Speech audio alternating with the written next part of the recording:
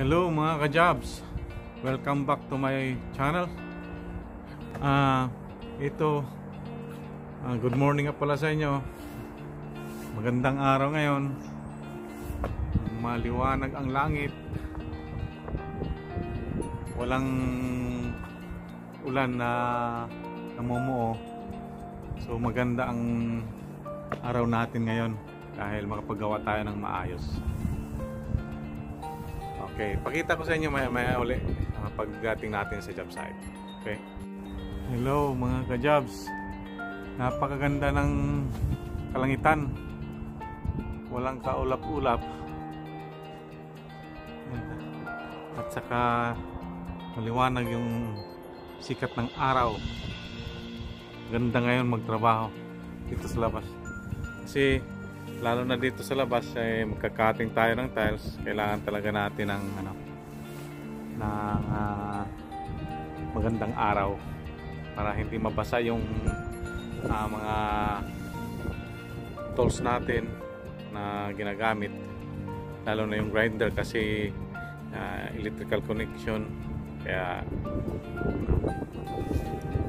kailangan natin yung maaraw na panahon para sa paggawa. Hello. Balik na naman tayo sa trabaho.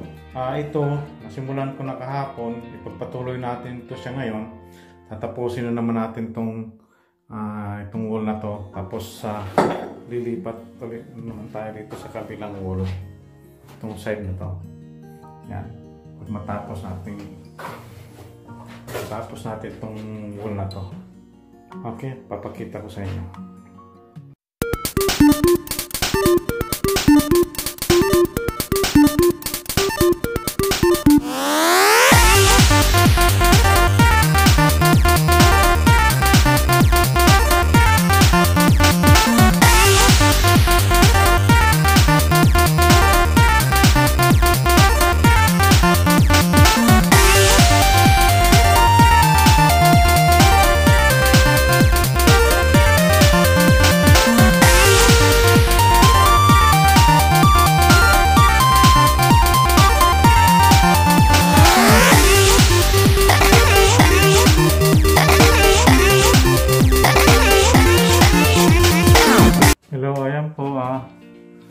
Natapos na rin po natin yung kabilang wall.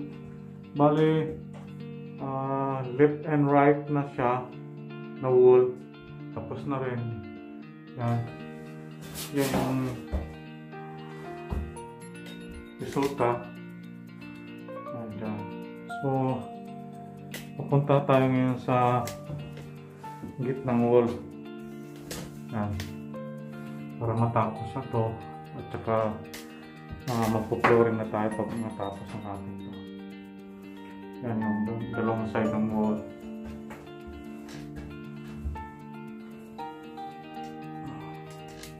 Yan.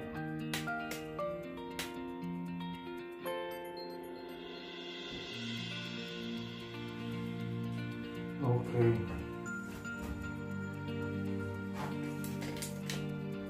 Bali, explain ko sa inyo yung pagsisimula dito sa patapusang wall. Nagsisimula ko kasi gitna man siya, itong frame, door frame. Yan siya. So, naka-center tong door frame. So, ito yung gagawing reference point ko, reference line. Bali, dito ako magsisimula, papunta roon, papunta sa kanan. Yan. So mula ubos, papunta sa taas, yan. Tapos, ang kadugtong dito na. Kasi center line man siya. So, ganun din sa taas, maghahati doon sa taas. Mula sa end nitong, pinaka-end nitong door frame. Doon naman magdudugtong papunta doon sa last piece sa papuntang ceiling. Okay, papakita ko sa inyo mamaya. Ito pala, explain ko sa inyo ngayon. Ang paglagay ng tile is ganito. Yan. Bali, Yun, pag ganyan siya kasi ito straight edge na yung door frame. So dito ako magsisimula ngayon. Papunta roon sa ganyan. Yan. Yun ang kaputol papunta. Ito yung buo, doon ang kaputol. Yan. Tapos kailangan natin laging i-reveal yung yung edge. Kahit na sa tingin mo ay straight na siya, i-bilang pa rin natin para ma-sure talaga na straight siya. Kaya nito, meron siyang gap mga 2 mm. So, okay lang yan kasi madadala lang ng grouting. Mag-grouting lang yan. Kasi ginagawa ko rin dito, yung mga counting gap dito, pagkatapos ko mag-grout dito, nilalagyan ko siya ng silang. Pagkatapos ko mag-grout, lalagyan ko siya ng silang. Kasi may tendency kasi pag grout lang kasi ang nilagay mo, may tendency kasi na bibitak-bitak dito sa gilid ng ng kahoy. Yan ang karamihan dito na nangyayari kasi 4 po ang season dito sa Ireland. Wali summer, autumn, winter at saka spring. Yun. Pag summer kasi, ang kahoy kasi dito sa Ireland is nag-i-expand. Pag winter naman, nag-i-shrink siya. Kaya doon ang tendency na nagkakabitak-bitak yung grout dito sa lalo pag ina-applyan mo sa may kahoy. Kaya ang ginagawa ko, pagkatapos ko mag-grout, nilalagyan ko siya ng silang dito para hindi matanggal yung grout at saka hindi na siya mag-crack. Kasi yung sealant is man siya, rubberized na siya, kaya flexible. Kaya yun, hindi na siya makikita nagbibitak-bitak. Yun. At saka nakita ko sa inyo yung pagkatas dito ngayon.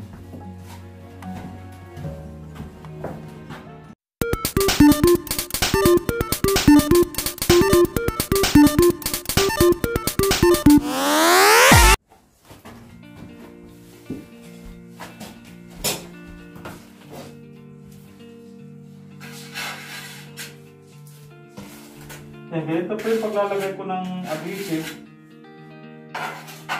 Isasama ko isang tag kasi mas matipid siya kaysa yung ipapahid dito buo pa ganyan. Tapos kaya masyado pong magastos yan sa adhesive.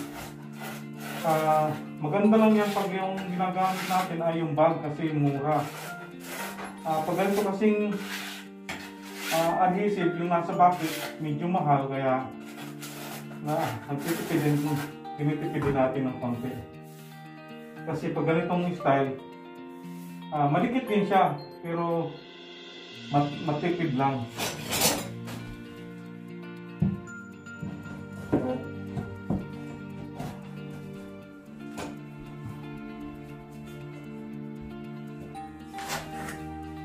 Yan, ganyan.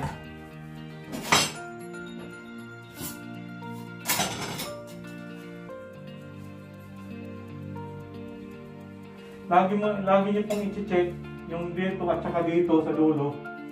Yan, at saka dito yung gap. Lagi niyo i-check kasi minsan hindi kasi pantay, kaya yun, nilalagyan siya ng spacer. Dalawang spacer yung ginagamit ko, yung cross spacer at saka yung wedge spacer.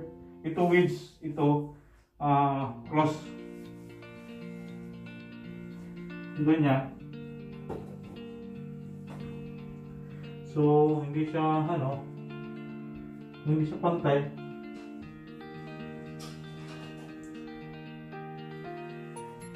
Lagyan mo siya ng cross.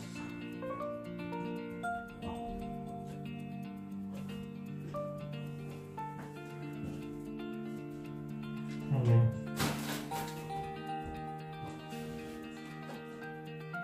Mataas.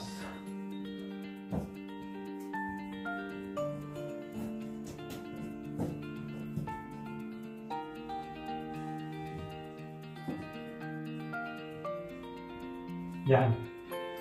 Yan, pantay na pantay siya doon.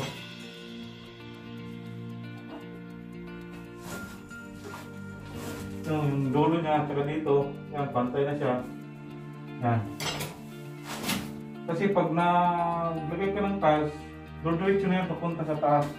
Pare-parehas ang ano yan, ang level. Ngayon tayo, lagay ulit natin itong isa. Yung isa. Yan. Lagi niyong i-tripit yung ano, yung tiles. Lagi niyong i-tripit kasi minsan kasi sobra o kaya masikip o kaya naman masyadong malaki yung gap. Pero ito kasi sukat na natin. Yan. So okay na siya.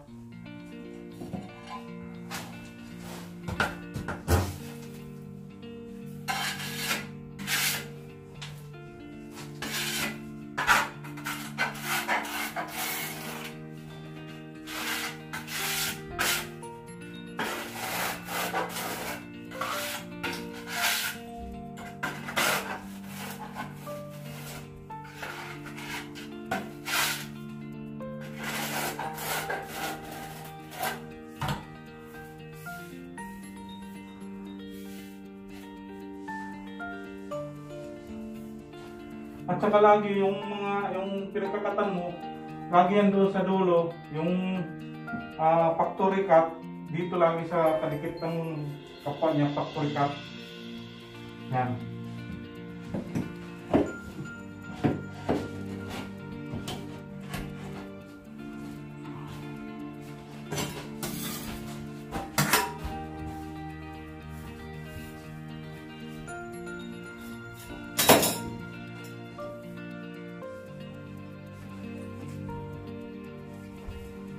At saka, lagi mo siyang linisan, yung mga excess na adhesive, lagi mo siyang linisan kasi pag natuyo, pag tumigas, minsan mayroon na siyang tanggalin.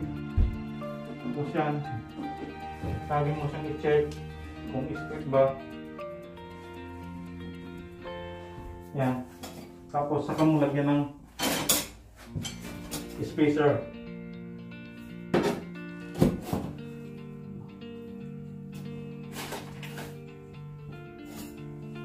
Yan, tapos lagi mo siyang i-check dito, yan ganyan.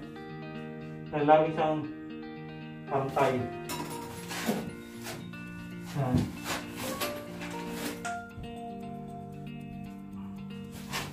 Yan, ganyan. Pakita ko sa inyo. Close up natin.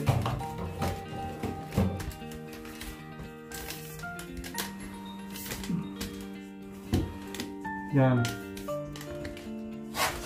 Ito ba? Yan. Ganyan lagi ang ano, ang pagkabit.